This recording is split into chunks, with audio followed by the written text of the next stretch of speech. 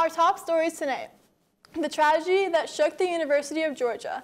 Former Governor Nikki Haley returns to Palmetto State, and another accident at Clemson. All here on Clemson News Now.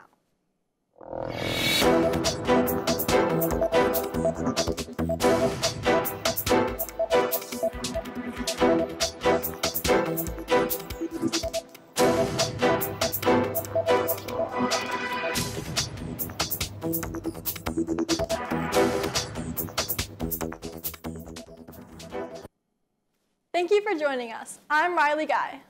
And I'm Alex Alonzo.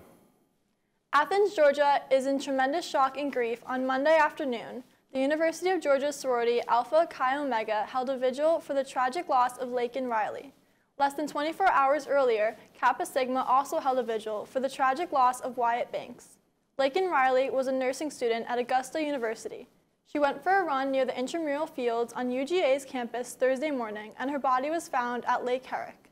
Shortly before the incident, Wyatt Banks committed suicide in his dorm on UGA's campus. He was from Atlanta, Georgia, and a GoFundMe page has started in his honor.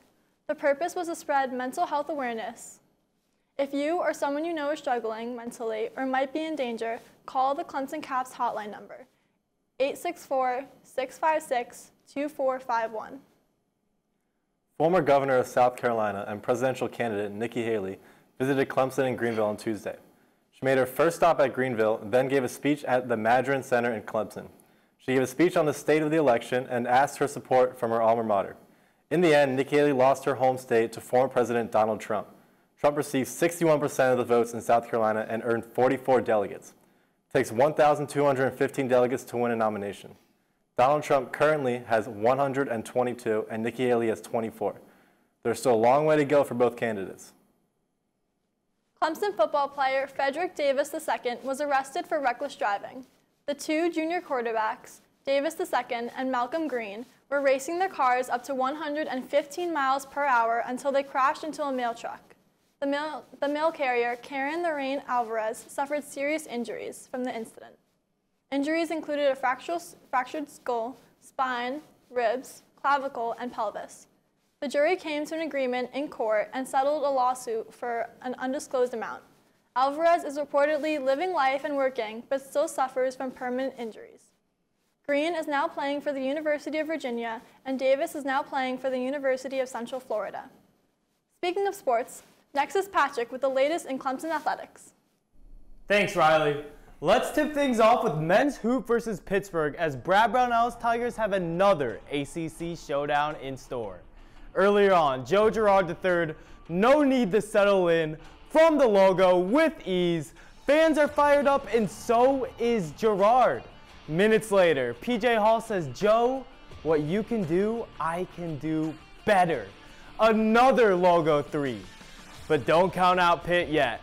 Zach Austin pump fakes, drives, and oh my goodness, count that 2.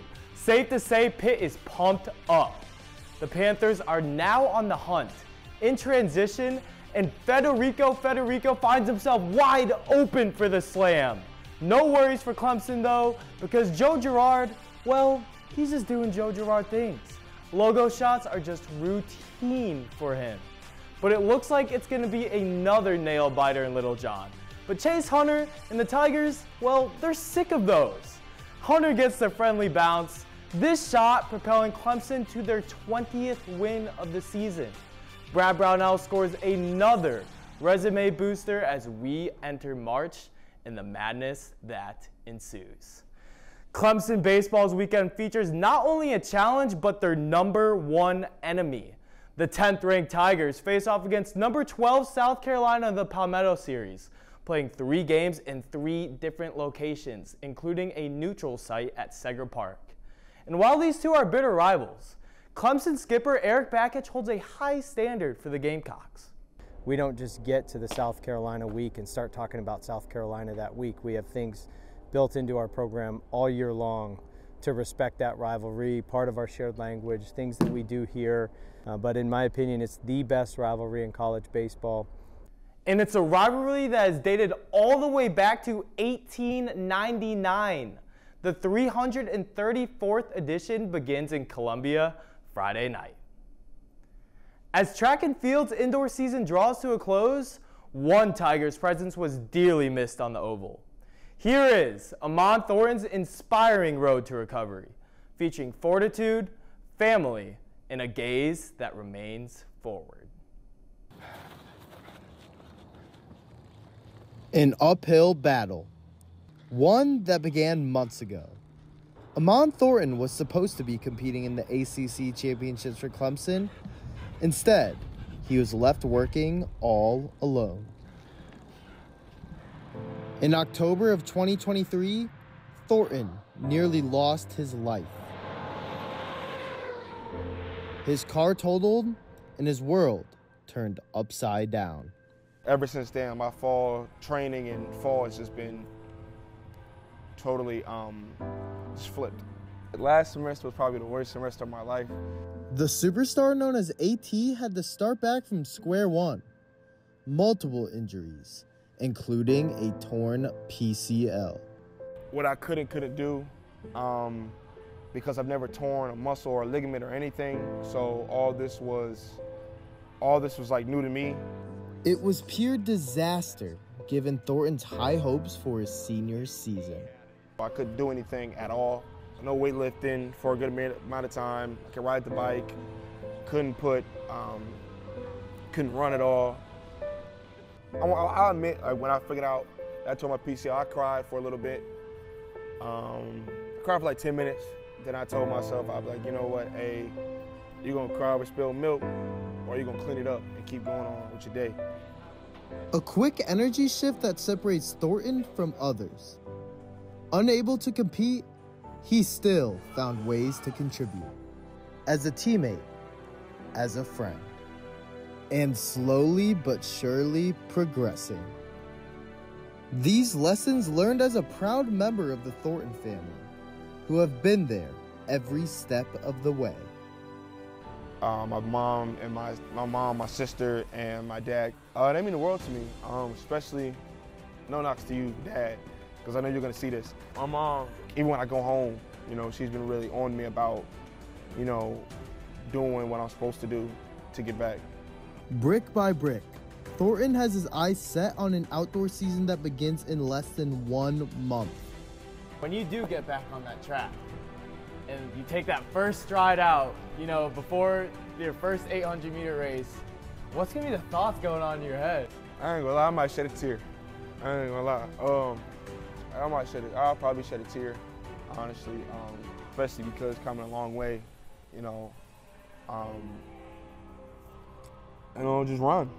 Honestly, just run. Despite the unforeseen circumstances, Thornton's eyes don't dwell on the past, but only on the future, with the finish line in sight. Just be grateful for what I have. I say that. Be grateful for what I got, what I have. And just, you know, again, like, let bygones be bygones. Let what happened happen, and, you know, keep going on and keep looking forward. Despite the months and months of waiting, Thornton did remark, he will be ready when his name is called. The Tigers look forward to having his energy back as they open up outdoor season in just 3 weeks. Back to you, Riley. Calling all social media enthusiasts. Clemson University Social Media Listening Center is hosting Social Media Week, a 3-day event from March 6th to March 8th, dedicated to exploring the evolving landscape of social media. This event features roundtable discussions with local and regional professionals at the forefront of social media management. It aims to provide a platform for learning, sharing, and networking for anyone who is interested in social media. This is open to the public and is a great opportunity for you to connect with experts and gain valuable knowledge. Tonight we celebrate a rare occasion, Leap Year Day. This additional day, inserted into our calendar every 4 years, helps to ensure its alignment with the Earth's revolution around the sun, has sparked, well, minimal fanfare. This anomaly, which some call a celestial ballot, falls just shy of 365 days, while some view leap year as a delightful quirk, a chance to extend the weekend or celebrate a once-in-a-lifetime birthday. Others find it unsettling. As we look forward to the end of this week, Harper, how is the weather looking for us? To answer your question, beginning on Thursday at around 3 a.m. and continuing until Saturday morning around 7 a.m., there's a moderate chance of rain.